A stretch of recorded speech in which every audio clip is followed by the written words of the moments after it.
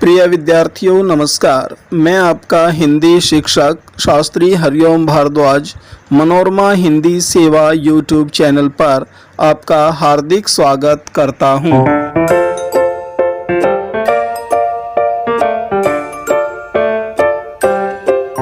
प्रिय विद्यार्थियों नमस्कार। मैं आपका हिंदी शिक्षक शास्त्री हरिओम भारद्वाज और आज हम पढ़ेंगे पद परिचय भाग 5 क्रिया के बारे में। तो आइए शुरू करते हैं। पद परिचय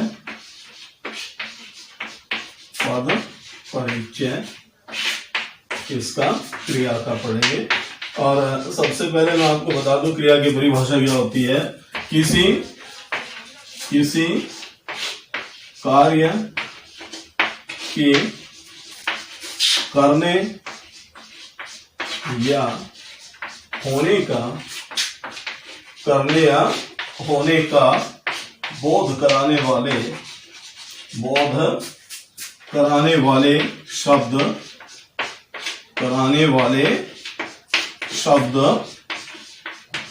क्या कहलाते हैं बच्चों? क्रिया कहलाते हैं। ये है इसकी परिभाषा। और परिभाषा के बाद जहां तक बात करेंगे, क्रिया के बहुत भेद होते हैं, लेकिन हमें कौन से भेदों का परिचय देना है? हमें केवल भेद के अंतर्गत परिचय देना है कर्म के आधार पर। किसके आधार पर? कर्म के आधार पर। और कर्म के आधार पर क्रियाएं होती हैं केवल दो प्रकार की। कितने प्रकार की? दो प्रकार की। एक तो होती हैं अकर्मक और दूसरी होती हैं सकर्मक। ठीक है। और अकर्मक में, अब सकर्मक में दो हो जाती हैं। एक हो जाती है एक कर्मक और दूसरी हो जाती है द्विकर्मक। ये दो इसमें होती हैं। ठीक है। कर्म के आधार पर हम पद परिचय देंगे। क्रियाओं के बहुत भेद हैं। यदि उस आधार पर हम चलेंगे तो 10वीं कक्षा के हिसाब से आप फजर हो जाएंगे।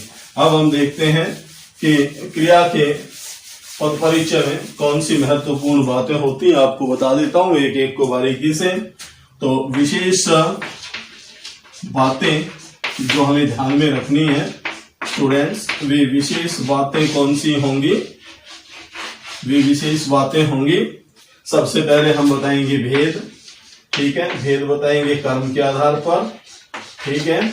उसके बाद हम बताएंगे क्रिया का लिंग। ठीक है।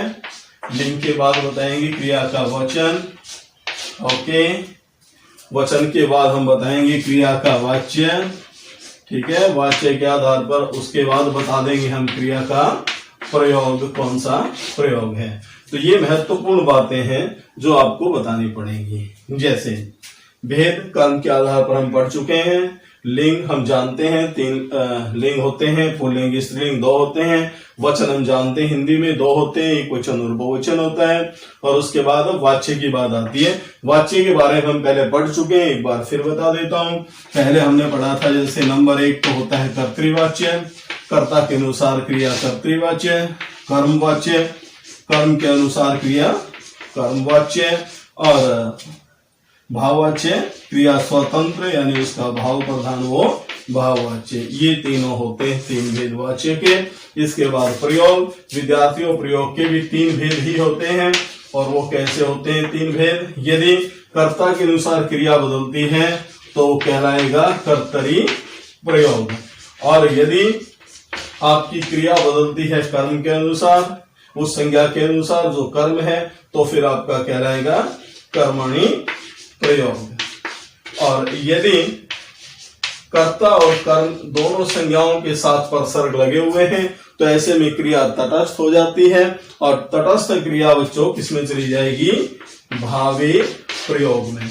ये चीजें आपको बतानी पड़ेंगी। ये महत्वपूर्ण बिंदु हैं जिनका उल्लेख हमें करना पड़ेगा। तो आइए अब उदाहरण देखते हैं। एक उदाहरण के माध्यम से मैं आपको समझाता हूं आपको कौन कौन सी चीजें और कैसे बतानी पड़ेंगी। जैसे एक उदाहरण, सब लोग घर गए। ये उदाहरण दिखा हमने, सब लोग घर गए। ठीक है, सबसे पहले हम बताएंगे भेद। ठीक है, तो गए क्रिया कर्म के आधार पर बताएंगे। जैसे पद लिखा हमने गए, ठीक है, अब इसका पद परिचय लिखते हैं। अकर्मक, अकर्मक क्रिया।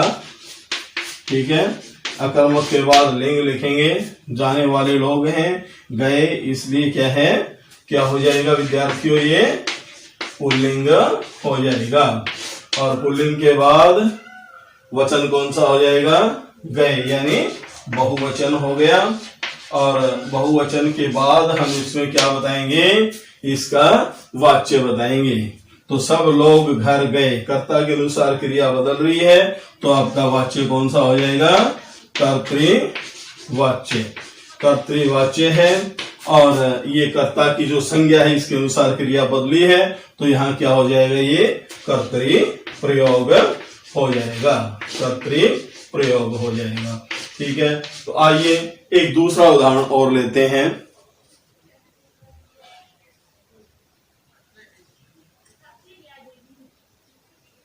लड़कियां, एक दूसरा उदाहरण देता हूं मैं, यहाँ थोड़ी जगह नहीं है इसलिए फिर से लिख रहा हूं, देखना ध्यान से विद्यार्थियों। क्या है, लड़कियां, लड़कियां काम कर रही हैं, लड़कियां काम कर रही हैं। ठीक है, तो क्रिया हमारी कौन सी हुई, कर रही हैं। कर रही हैं का पद परिचय में भेद लिखेंगे, क्या कर रही है, काम कर रही है, कर्म है, इसलिए क्या होगी क्रिया, सकर्मक क्रिया हो जाएगी, है ना। सकर्मक के बाद कर रही हैं लड़कियां, इसके अनुसार है, तो फिर क्या है, स्त्रीलिंग है। ठीक है, तो किसमें हो जाएगा, स्त्रीलिंग में हो जाएगा। ठीक है, स्त्रीलिंग के बाद क्या है, कर रही हैं लड़कियां, बहुवचन है, तो वचन कौन सा हो जाएगा, बहुवचन हो जाएगा। और इसके साथ फिर इसका क्या देखेंगे हम, अगला होता है वाच्य। तो कर्ता है, कर्ता के अनुसार क्रिया बदल रही है, कर्ता की संज्ञा के अनुसार जा रही है, तो इसका मतलब क्या होगा, ये कर्तृवाच्य होगा। कौन सा वाच्य होगा, कर्तृवाच्य हो जाएगा। और कर्तृवाच्य है और ये संज्ञा है, इसके अनुसार जा रही है, तो फिर क्या होगा, कौन सा प्रयोग होगा, कर्तरी प्रयोग हो जाएगा। ठीक है, इस प्रकार आपको ये क्रिया का पद परिचय देना होगा। ये थी कुछ महत्वपूर्ण बातें, और वीडियो को अधिक लंबा नहीं करते हुए आज के लिए बस इतना ही। जय हिंद, जय भारत।